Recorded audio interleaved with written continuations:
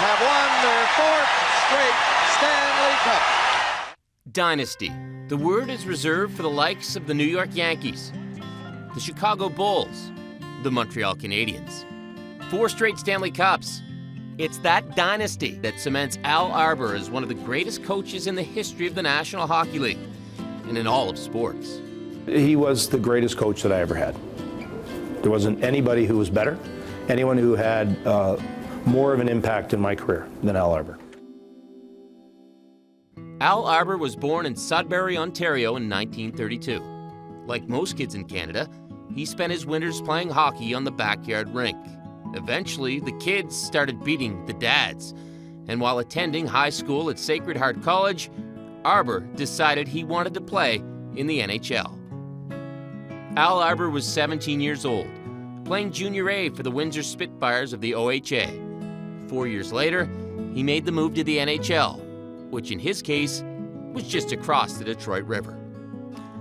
In 1953-54, Al Arbour was a rookie defenseman playing 36 games for the star-studded Red Wings, alongside players like Gordie Howe, Ted Lindsay, and Red Kelly. Arbour didn't play in the playoffs that season, but he did earn his first Stanley Cup ring as Detroit beat the Montreal Canadiens in 7 games. He won his next cup in Chicago, then 2 at the Leafs, but it was in St. Louis where his legacy truly began. In 1967, the NHL expanded to 12 teams. Arbour joined coach Scotty Bowman in the expansion St. Louis Blues and became the first captain in franchise history. The Blues went to 3 straight Stanley Cup finals under Bowman and Arbour, but were swept in each series. In the 70-71 season, Bowman wanted to step away from the bench to focus on managing the team. He handed the coaching reins to his captain. At the time, they couldn't have known what was to follow. A future Hall-of-Famer helping create another. Greatness recognizing greatness. After coaching parts of 3 seasons in St. Louis, Arbour was approached by the New York Islanders, a team that had won only 12 games in their inaugural season. In his first season coaching the team, the Islanders finished last in the East for a 2nd straight year. But there were signs of improvement. By 1975, Arbour had transformed the Islanders from laughingstock to contender. Led by Dennis Potvin, they made the playoffs. They even won a round. Then, down 3-0 in their quarterfinal series with the Penguins, the Islanders came all the way back. Now Marshall gambles to keep it in, has it. Marshall to Westfall, he's in, he scores! Ed Westfall in front from Bert Marshall. With 5:18 left, Ed Westfall puts the Islanders in front, 1-0. Becoming the first team in over 3 decades to erase a 3-0 series deficit. The next few seasons led to the emergence of young stars Brian Trottier and Mike Bossy. 100-point seasons, division titles, a Jack Adams Award for Arbour in '79. His Islanders were on the cusp of history, on the verge of a dynasty. Tonelli to Nystrom, he scores! Bob Nystrom scores the goal! The Islanders win the Stanley Cup! 5, 4, 3, 2, 1, look up!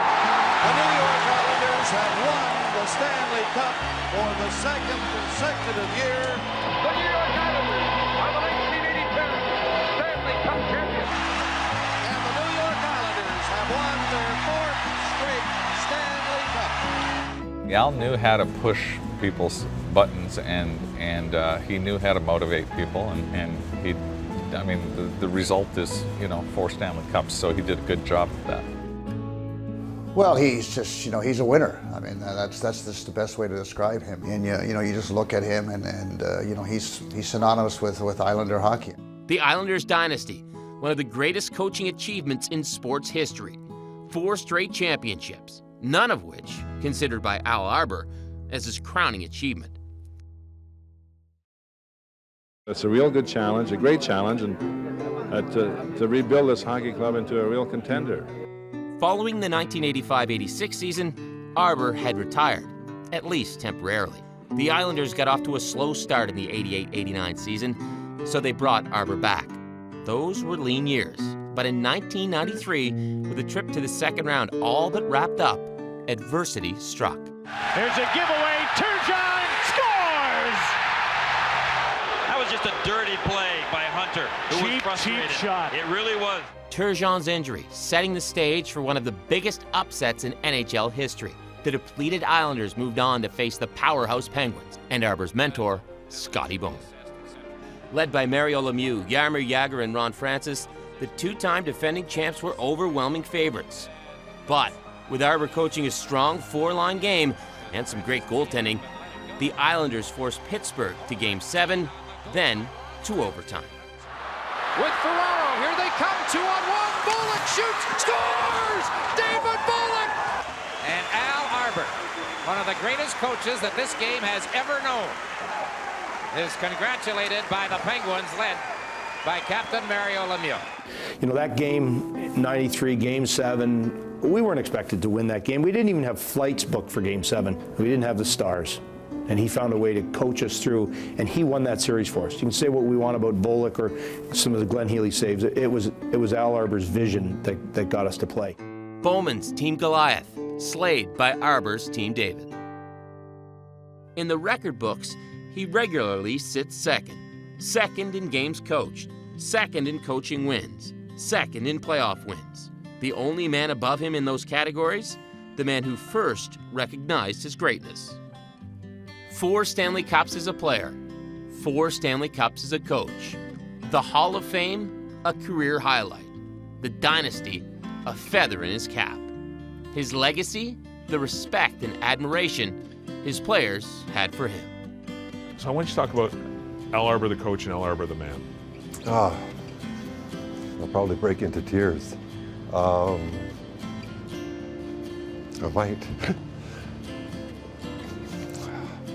He was kind of like a fatherly figure to me, for sure, and to, I think, a lot of us. The impact he had on so many players' careers, just how we have become ambassadors for the game, how we become good people, good fathers, good husbands, good brothers. I wrote him a note just recently, and I said to him, I said, I think about you a lot, Al, because every success I've had is because of you.